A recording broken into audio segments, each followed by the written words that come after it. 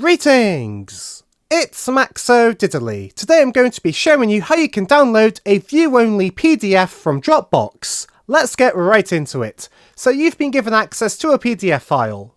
It's view-only, and you're unable to download it. This is how we download it, and the first step is I want you to reload the page, and don't scroll down just yet. Once you've reloaded the page, you're going to want to open up the Chrome Developer Tools. You can do so by pressing F12 on your keyboard, or you can go up to the three dotted button up here, then go to More Tools, then go to Developer Tools. And once you've done that, I strongly recommend you drag your console so you can see it quite clearly. So the next step is, it's optional, you may not need to do it. However, if you've never done any console commands in Google Chrome before, you're going to need to type in the following command. Allow pasting. Then press the Enter key. And this is going to allow you to copy and paste commands into the Chrome console. Now the next step is, there's going to be a link to a view-only Google Doc in the description below. It's going to contain two scripts, and we're going to be using those scripts to download the view-only PDF. So we're going to go into the doc, and there's 2 pages with 2 scripts.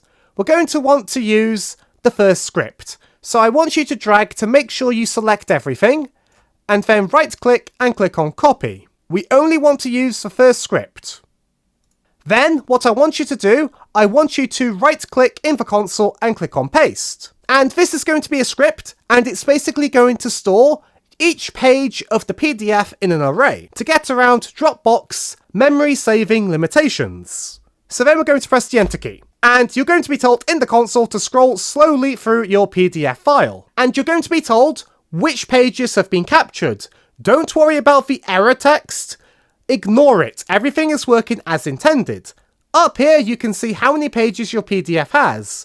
Once the console has told you you've captured 30 pages or how many pages there are in the PDF file, you can stop scrolling.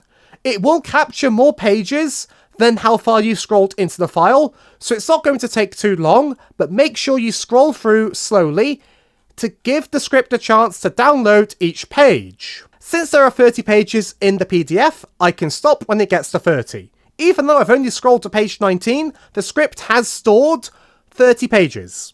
The next step is, we're now going to go back into our view-only Google Doc, and we're going to go down to the second script. So again, the link is in the description below where you can copy and paste the code, and we want to drag select all of this code, and then right click and click on copy.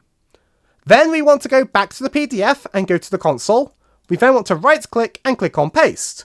Then press the Enter key.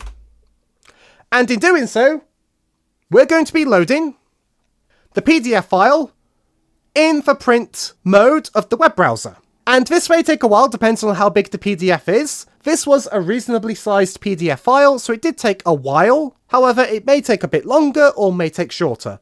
As you can see, we've got 30 sheets of paper, which matches how many pages the PDF file had. If we scroll through, we can verify it is the same PDF, and then we can either print it off to a printer or save as a PDF file. It may take a moment to load the preview if you've got a big file. As we can see, the file is still intact as it was. We can then click on save. We can then give our file a name and make sure we save it as a PDF. Then I click on save. And one important thing to note, you're not going to see a download pop-up once the PDF file has been created, because we're technically not downloading it. We are printing it using the web browser print menu. So you're going to have to navigate manually to where the PDF file is. And here it is. We open it up. And as you can see, we have now got a local copy of the PDF file that was view-only on Dropbox. And that's it for this tutorial. A couple of little caveats.